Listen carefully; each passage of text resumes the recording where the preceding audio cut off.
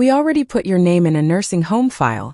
You're leaving whether you agree or not, my daughter-in-law said as she slid the manila folder across the dinner table like she was passing me the salt. My son Ryan didn't look at me. He just kept cutting his pot roast into small pieces, his knife scraping softly against the china plate I'd used for Sunday dinner since 1987. I stared at the folder sitting beside my water glass.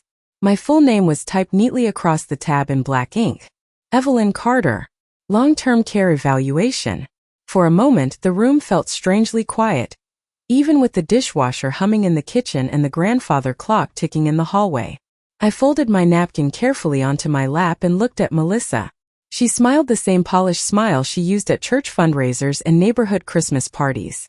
The kind of smile that looked warm from across the room but cold up close. It's for your own good, she said gently. The doctors agree that this is the safest option. Doctors? I hadn't spoken to a doctor about any nursing home. I reached for the folder slowly, my fingers brushing against the edge of the paper. Inside were forms already filled out, medication schedules, emergency contacts, cognitive decline assessment requests. Someone had even highlighted sections in yellow marker. I noticed Melissa's handwriting immediately. Neat, controlled, aggressive in its perfection. You discussed this without me? I asked quietly. Ryan finally lifted his eyes, but only for a second. Mom, he sighed. You've been forgetting things lately. I looked at him for a long moment. This was the same boy who used to crawl into my bed during thunderstorms clutching his stuffed bear. The same boy whose fevers I sat beside all night while Thomas drove 20 miles through snowstorms to buy children's medicine at 3 in the morning. Now he couldn't even hold eye contact with me across my own dining table. Forgetting things, I repeated softly. Melissa leaned forward, lowering her voice like she was speaking to a confused child. Last month you left the upstairs lamp on all night. I blinked once. I was reading. And you forgot your cardiology appointment in March. Because your husband gave me the wrong date. Ryan shifted uncomfortably in his chair. Melissa's smile tightened almost invisibly. I looked down again at the paperwork. Near the bottom of one page was a phrase that made something cold settle deep in my chest. Patient may no longer be capable of independent financial decisions. My hand froze against the paper. Independent financial decisions. That wasn't concern. That was control. Suddenly, small moments from the past few months rearranged themselves inside my head like puzzle pieces finally locking together. Melissa insisting on organizing my medications herself. Ryan asking strange questions about my bank passwords. The missing mail. The sudden interest in whether the house deed had ever been updated after Thomas died. I felt the air leave my lungs slowly. This hadn't started tonight. It had started long before the folder touched the table. Melissa reached for her wine glass calmly. The facility has beautiful gardens, she said. And they have movie nights every Friday. I turned my eyes toward the hallway where Thomas's coat still hung on the wooden rack near the front door. He'd been gone only 8 months. 39 years of marriage reduced to a folded flag, a cemetery plot, and a silence that followed me from room to room. When exactly was I supposed to leave? I asked. Ryan cleared his throat. This weekend would probably be easiest. Easiest. I nodded slowly and closed the folder with careful hands. Then I looked at both of them and smiled softly enough to make Melissa relax for the first time all evening. I see, I said. And in that moment they made the biggest mistake of their lives. They believed I was powerless. The next morning, I woke up before sunrise to the sound of footsteps above my bedroom ceiling. Slow, heavy, deliberate. For 39 years this house had followed the same rhythm every morning. Thomas making coffee at 6. The local news humming softly from the kitchen television. The smell of butter and toast drifting down the hallway. Now the house sounded unfamiliar, like it no longer recognized me. I sat on the edge of my bed for a while before reaching for my robe. The digital clock beside my lamp read 5:42 a.m. I noticed something strange immediately. My bedroom door was slightly open. I always closed it before sleeping. Always. I walked carefully into the hallway and stopped near the staircase. Melissa stood in the living room holding a cardboard box filled with framed photographs. She did not see me at first. She was removing pictures from the fireplace mantel one by one, and placing them into the box with quick, efficient movements. My wedding photo disappeared first. Then the picture of Ryan at age 10 holding his first baseball glove.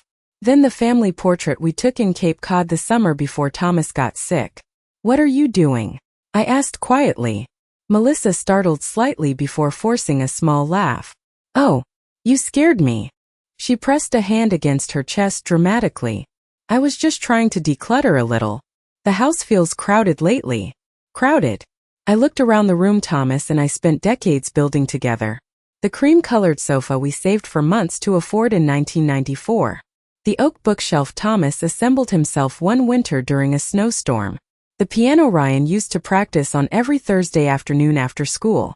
Crowded was not the word for this house. Empty was. Melissa tucked another frame into the box.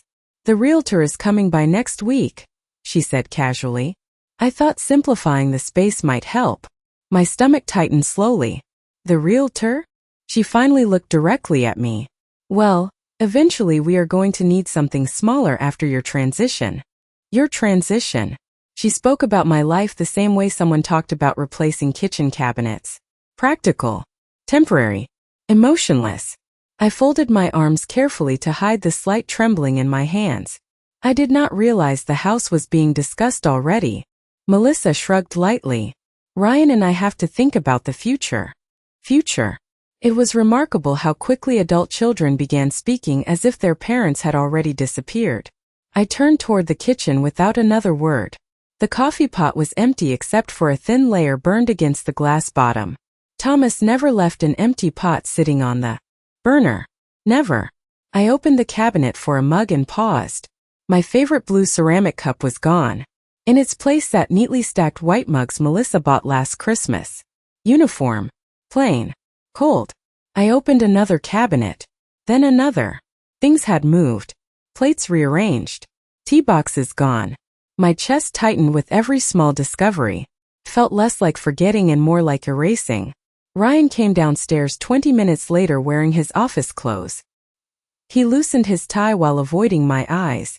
"Morning, Mom." "Good morning." He grabbed his travel coffee tumbler and stopped when he noticed Melissa's box near the front door. "You started already?" he asked quietly. Melissa nodded. "It is easier this way." Easier. That word again. Ryan rubbed the back of his neck nervously. "Mom, do not take this personally.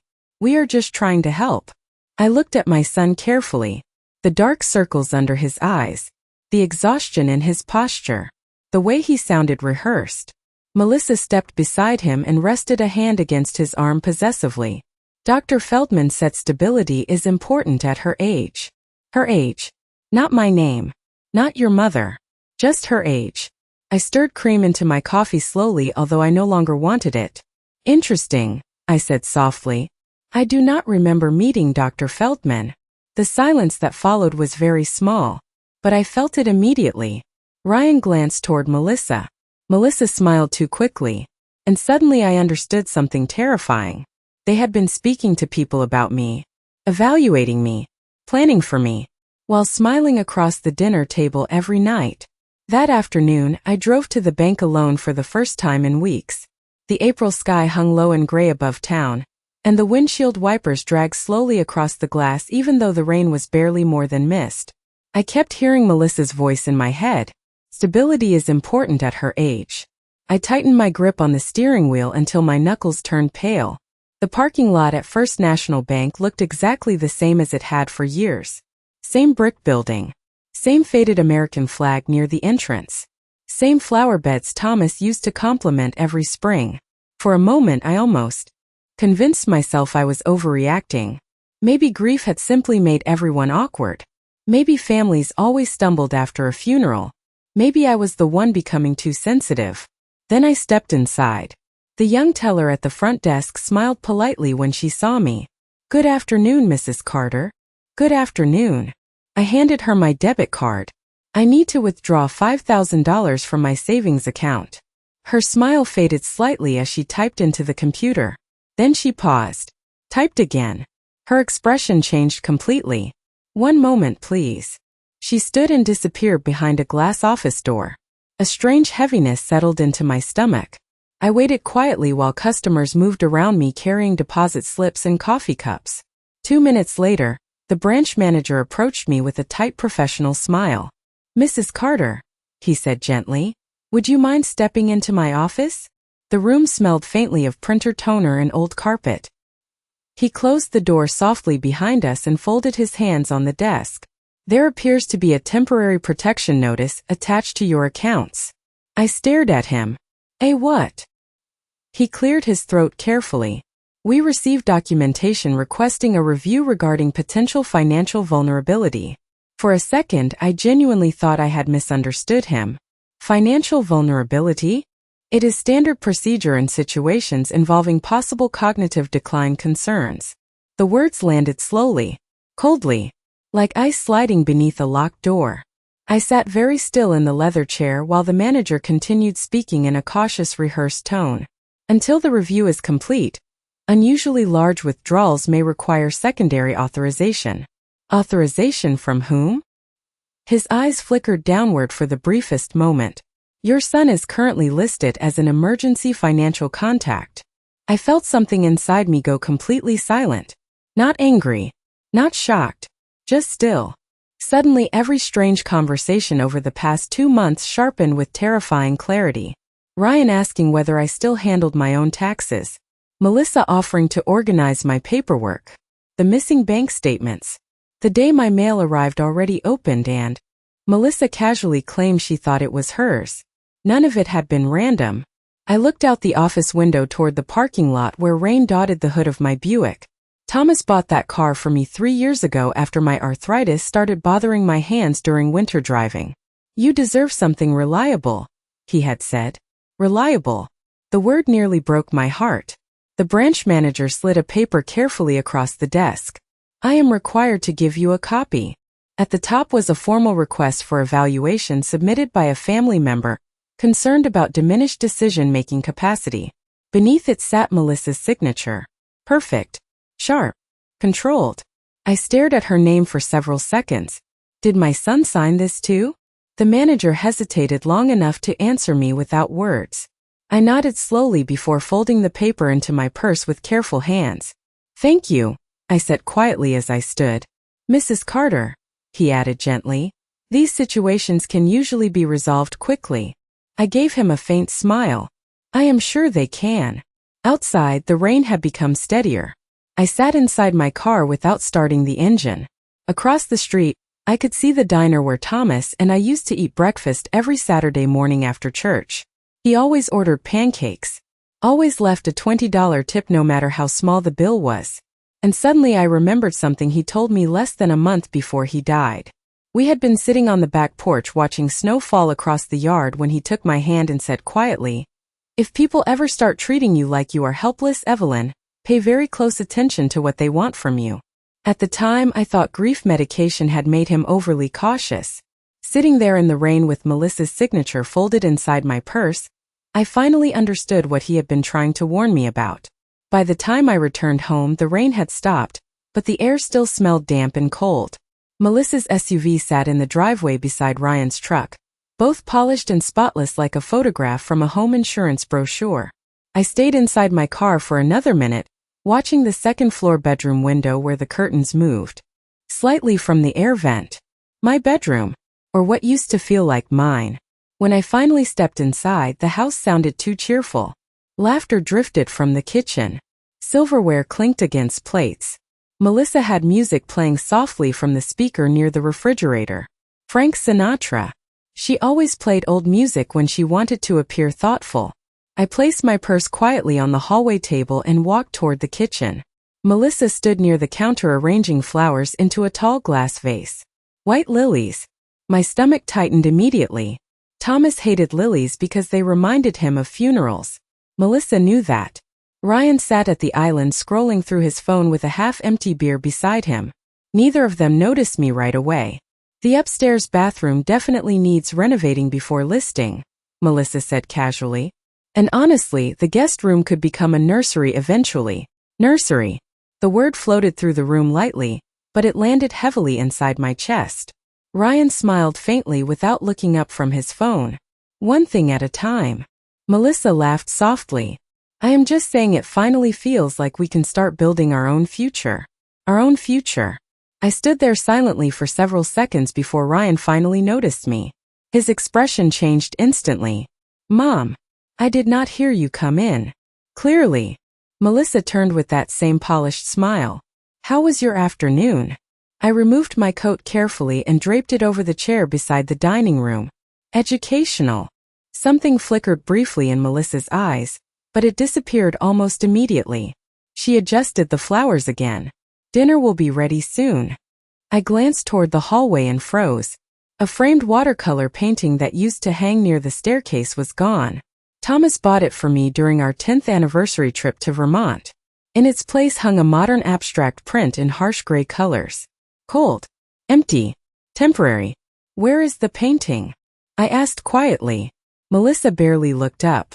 Oh, I moved some things around. The hallway needed brightening. Brightening. I nodded slowly while Ryan suddenly became very interested in his phone again. That evening during dinner I noticed more changes.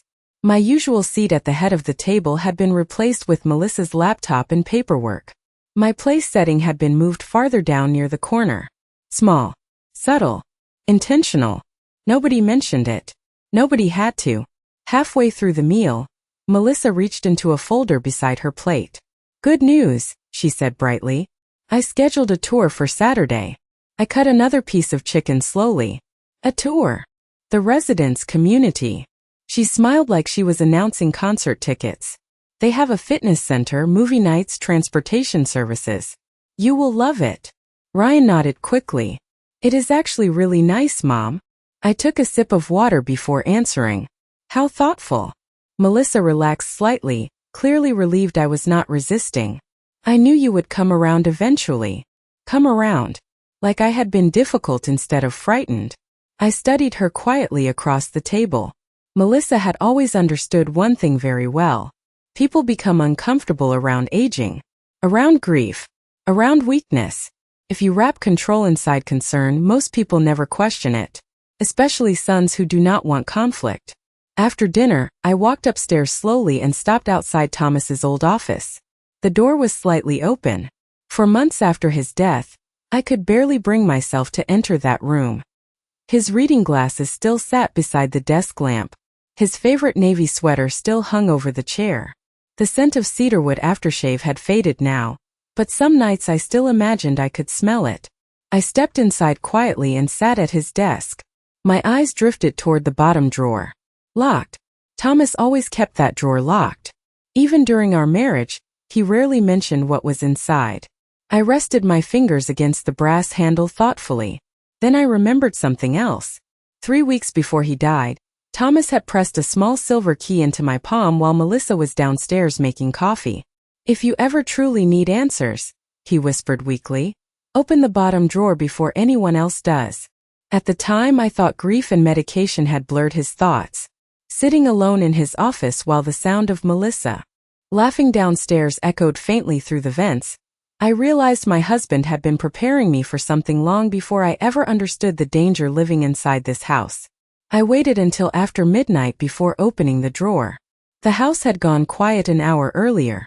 I heard Ryan and Melissa walk upstairs around 10:30, their footsteps muffled through the ceiling above my bedroom. A door closed. Water pipes rattled softly inside the walls. Then silence settled over the house the way heavy snow settles over a field. Slow. Suffocating. I sat alone in Thomas's office with only the desk lamp glowing beside me. The small silver key rested cold against my palm. For several seconds I simply stared at the bottom drawer without moving. Part of me still wanted to believe this was all grief and misunderstanding. That family said foolish things after funerals. That Melissa was controlling but not cruel.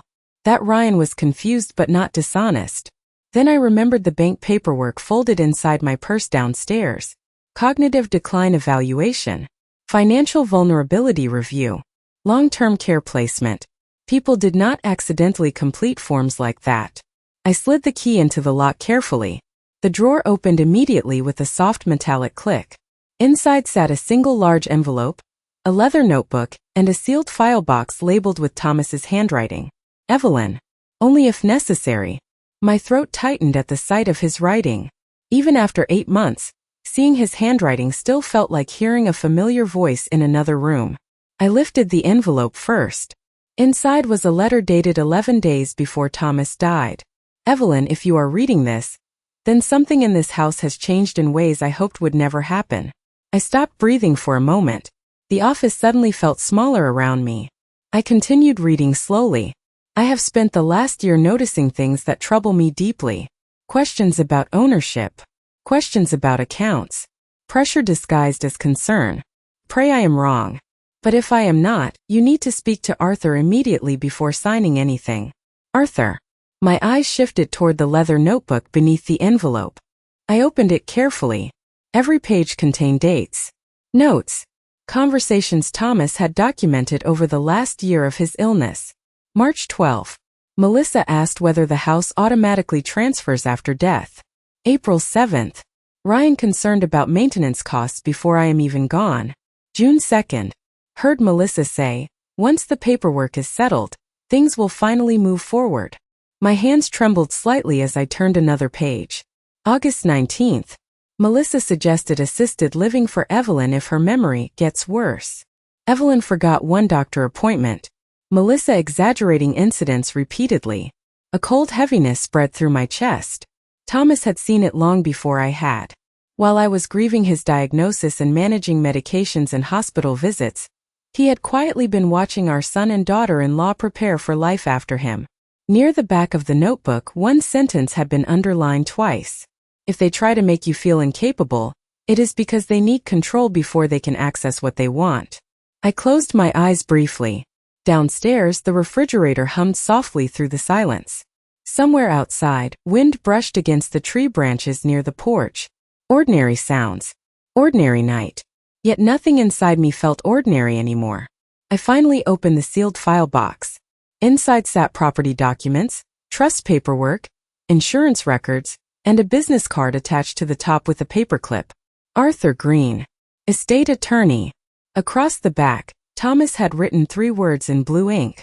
He knows everything. Suddenly, I heard floorboards creak faintly in the upstairs hallway. I froze instantly. Another soft sound followed. Footsteps. Slow. Careful.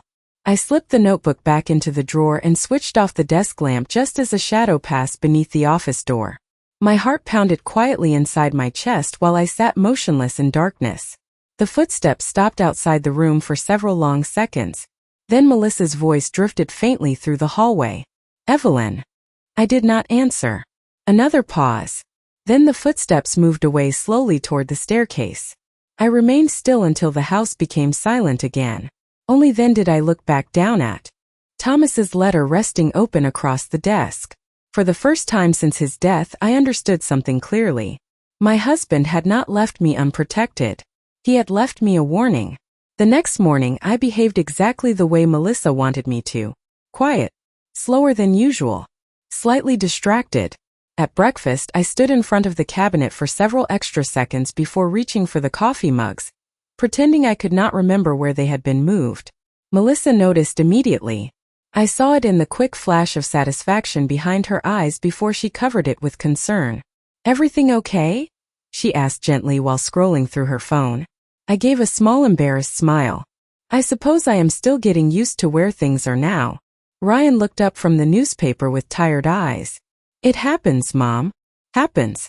Like aging was some small public accident everyone politely ignored. I poured coffee slowly and deliberately spilled a few drops across the counter. Melissa stood instantly, grabbing paper towels before I could even move. Here, she said softly. Let me help. I stepped back without argument. That was what she wanted now. Compliance. Evidence. Tiny moments she could store away and repeat later in worried tones. Evelyn seems confused lately. Evelyn cannot manage simple things anymore. I sat quietly at the table while Melissa cleaned the counter with almost cheerful efficiency. Across from me, Ryan looked uncomfortable but relieved. Relief. That hurt more than anger would have. After breakfast, Melissa announced she needed to run errands before the nursing home tour tomorrow. She called it the residence community every single time, as though softer words somehow changed the meaning. Once she left, Ryan lingered near the front door adjusting his watch nervously. Mom, he said carefully, you know we are only trying to do what is best. I looked at my son for a long moment before answering. Do you believe I cannot take care of myself? He hesitated, just for a second, but sometimes 1 second tells you everything. I think you have been under a lot of stress since Dad passed. Not an answer. I nodded slowly.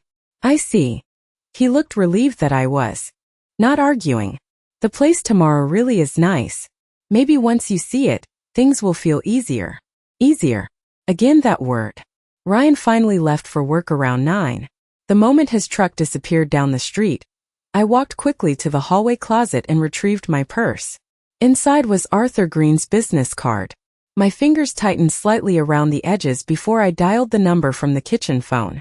An older male voice answered after the second ring. Arthur Green speaking. For a moment, emotion caught unexpectedly in my throat. Thomas trusted this man. That alone made me want to cry. Mr. Green, I said quietly.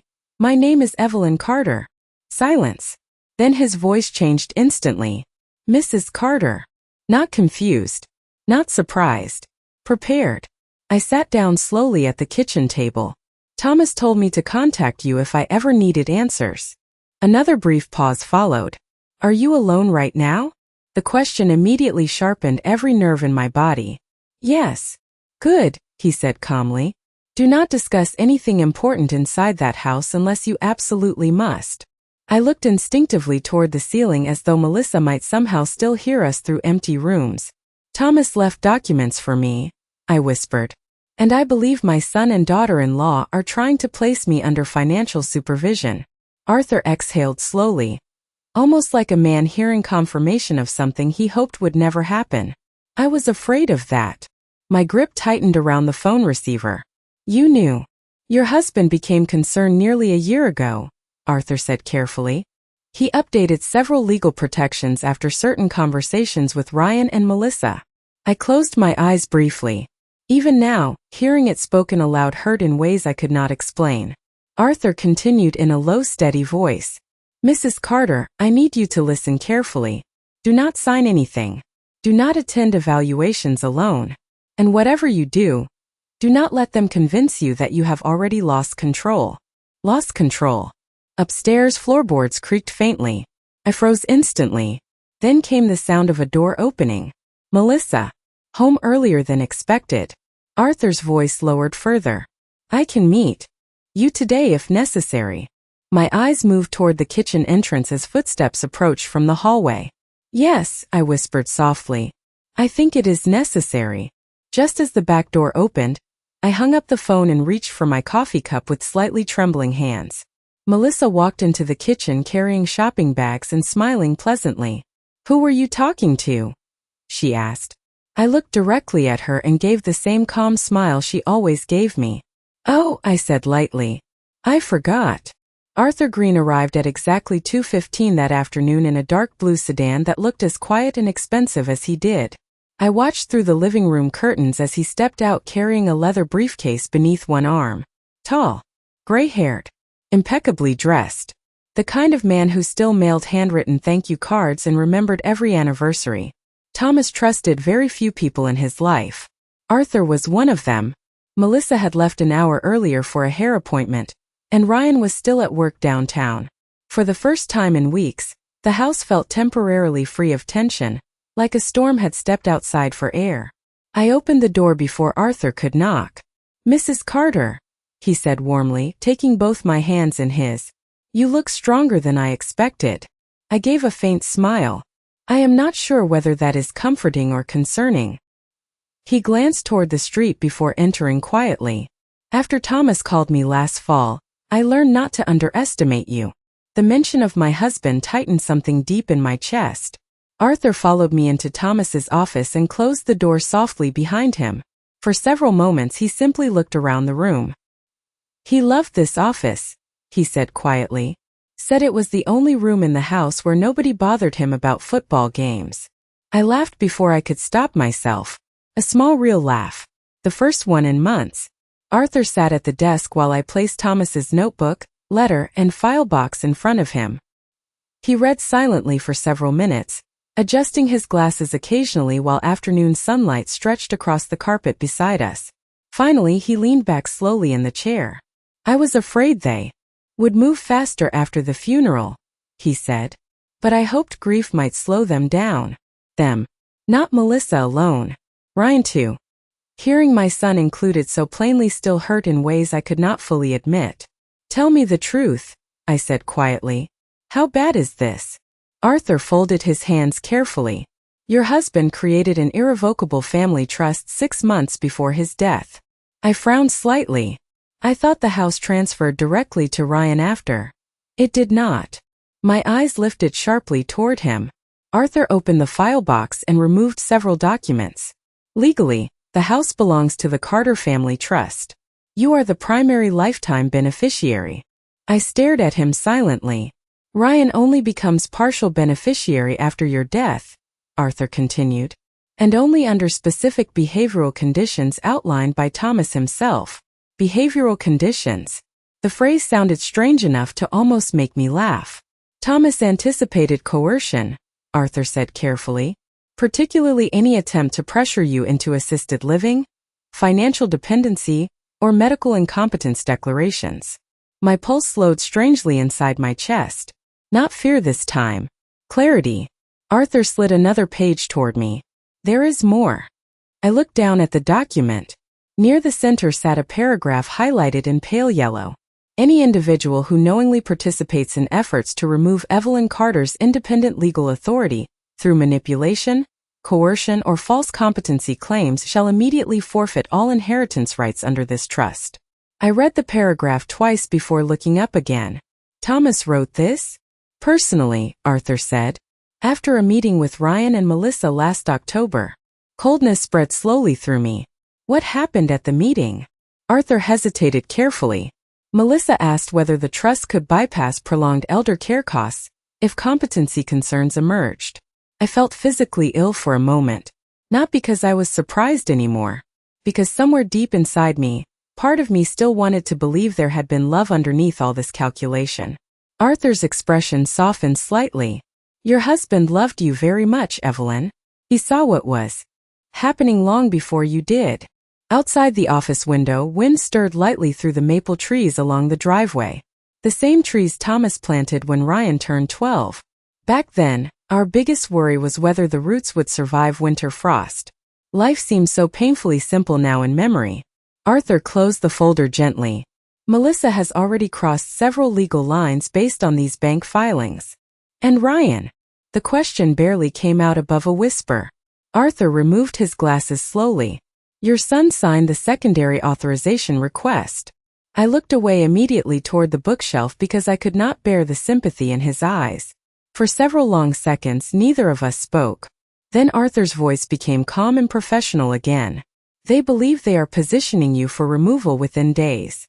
I nodded once. Saturday, I said quietly. That is when they scheduled the tour. Arthur studied me carefully across the desk. What would you like to do?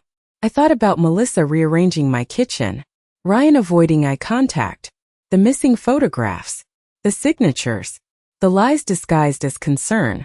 Then I thought about Thomas sitting in this very room writing warnings while chemotherapy slowly drained the life from him. I folded my hands carefully in my lap and finally answered. I think, I said softly, I would like them to believe they have already won.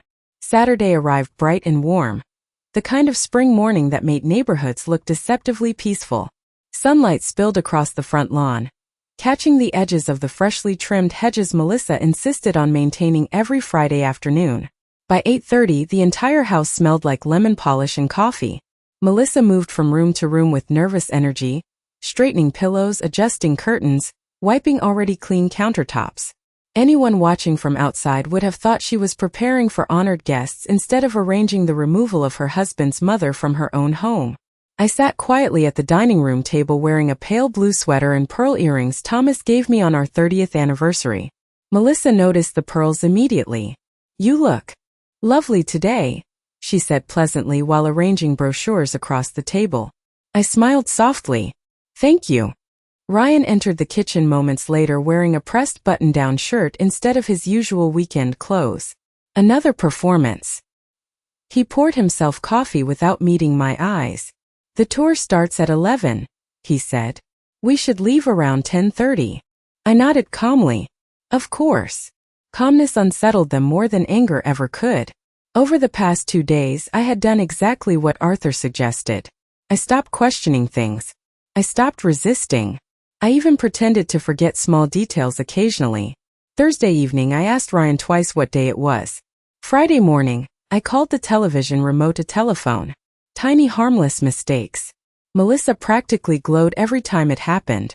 By Saturday morning, she no longer bothered hiding her confidence. Around 9:15, the doorbell rang. Melissa glanced toward the clock with irritation. That must be the realtor. Realtor. Not even pretending anymore. She opened the front door with polished enthusiasm. Hi, Jenna. Come in.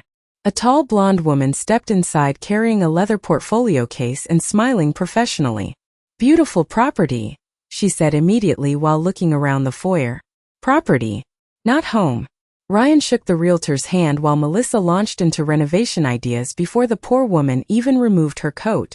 The downstairs could open up beautifully once we modernize the layout, Melissa said. And eventually we may convert Evelyn's room into a nursery. Nursery again. I sat silently at the dining table stirring cream into my coffee while they discussed my future as though I were already gone. The realtor glanced toward me politely. And where will Mrs. Carter be relocating? Melissa answered before I could speak. We found an excellent residence community nearby. Full care support. Social activities. Everything she needs. Everything she needs. I noticed the realtor smile sympathetically at me. Sympathy. That was how easily the story worked. Present an older woman beside younger confident adults and people immediately assume concern instead of control. Melissa handed the realtor a clipboard with notes. We are hoping to move fairly quickly once the transition is finalized. Transition. Another soft word covering something ugly. I looked toward the hallway clock. 10:12. Arthur said he would arrive at 10:15 exactly. Ryan finally sat across from me at the table while Melissa continued speaking excitedly near the kitchen island. Mom, he said quietly, almost guilty now. After today things might actually feel easier for everyone. Everyone. I studied my son carefully. His wedding ring reflected sunlight as he wrapped both hands around his coffee mug. Hands I once held crossing elementary school parking lots. Hands I bandaged after bicycle accidents. Hands that signed documents declaring me vulnerable. Do you remember the maple trees your father planted? I asked softly. Ryan blinked, caught off guard. What? Out front. You helped him dig the holes. He looked confused by the question. Yeah, I remember. I nodded slowly. Your father said roots mattered more than branches because roots told you where something truly belonged. Ryan shifted uncomfortably in his chair. Before he could answer, another knock sounded at the front door. Melissa frowned slightly. Were you expecting anyone else? She asked the realtor. Nobody answered immediately. I stood slowly from the table before Melissa could reach the door first. My heartbeat remained calm now. Steady. Certain. As I crossed the foyer, sunlight spilled across the hardwood floor beneath my feet. For the first time in weeks, the house no longer felt like it was swallowing me alive. I opened the front door quietly. Arthur Green stood on the porch holding a leather briefcase in one hand and a sealed legal folder in the other. Behind him sat a black town car at the curb. He gave me one small respectful nod. Then his eyes shifted past me toward the voices inside the house. Good morning, Mrs. Carter, he said evenly. I believe it is time we discuss your husband's final instructions.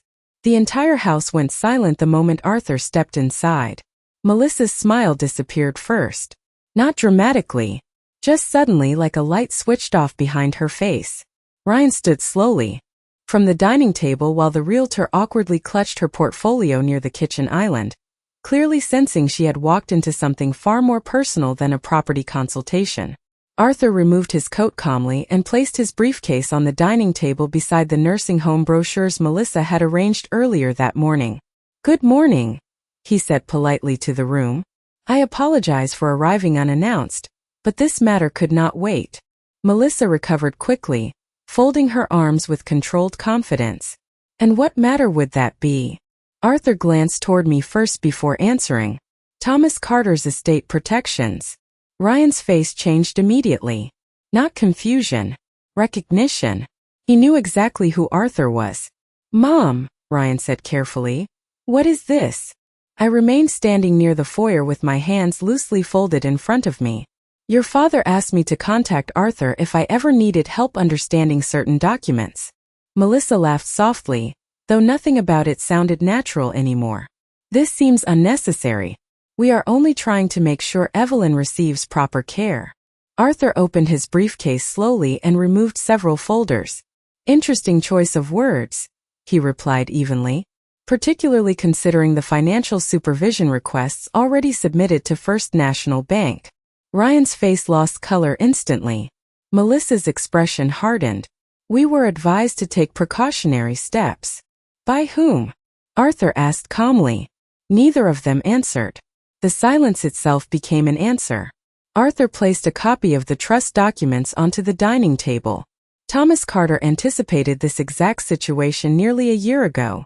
The realtor quietly stepped backward toward the hallway, clearly wishing she were anywhere else. Arthur continued in the same measured tone. The Carter family trust contains a forfeiture clause regarding coercive attempts to remove Evelyn Carter's legal autonomy. Melissa frowned slightly. I do not know what that means. It means, Arthur said, that any beneficiary participating in manipulation, false competency claims, or forced placement efforts immediately loses inheritance rights attached to this estate. The room became completely still. Even the refrigerator hum seemed louder suddenly. Ryan stared at the paperwork while Melissa's composure finally cracked around the edges. That is ridiculous, she snapped. We have done nothing wrong. Arthur opened another folder and slid several papers across the table. These are copies of the cognitive decline filings submitted without Mrs. Carter's consent. These are records of attempted account restrictions. And this, he added calmly, is security footage from First National Bank confirming discussions regarding accelerated property transition before any legal incapacity ruling existed. Ryan looked physically ill now. Melissa, he whispered. She turned toward him sharply. Do not start acting innocent now. You signed everything too. The words hit him harder than any accusation Arthur could have made. Ryan lowered himself slowly into the chair like his knees no longer trusted him. For the first time in weeks, I saw my son without Melissa's confidence surrounding him. Not powerful. Not practical. Just weak. Arthur closed the final folder carefully. As of this morning, both of you have formally triggered the forfeiture provision outlined by Thomas Carter. Melissa stared at him in disbelief. You cannot be serious. I assure you, Arthur replied quietly. Thomas was very serious. Her eyes shifted toward me then. Cold. Angry. Desperate. You planned this. I looked at the woman who spent months smiling while trying to erase me from my own life. Then I looked at the son who allowed it because conflict was harder for him than betrayal. And strangely, I no longer felt angry. Only tired. No, I said softly. Your father planned this. Ryan rubbed both hands over his face shakily. Mom, I never wanted. His voice broke before the sentence finished. I walked slowly toward the dining table and picked up one of the glossy nursing home brochures Melissa had placed there earlier. Pictures of smiling elderly couples filled the front cover beneath cheerful words about comfort and dignity. I folded the brochure neatly in half and placed it back down. You know, I said quietly, Thomas used to say a person reveals themselves most clearly when they think someone weaker cannot fight back. Nobody spoke. Sunlight stretched across the hardwood floors while the house sat wrapped in a silence heavier than grief itself. Finally, Arthur gathered the paperwork back into his briefcase. Mrs. Carter remains sole protected resident of this property under trust authority, he announced calmly. Any future housing decisions belong exclusively to her. Melissa looked stunned, like the ground beneath her life had shifted without warning. Ryan simply stared down at the table, unable to meet my eyes. I glanced toward the front hallway where 2 packed suitcases sat beside the staircase waiting for my planned departure. Then I looked back at Melissa. It seems, I said softly, someone packed the wrong person's bags.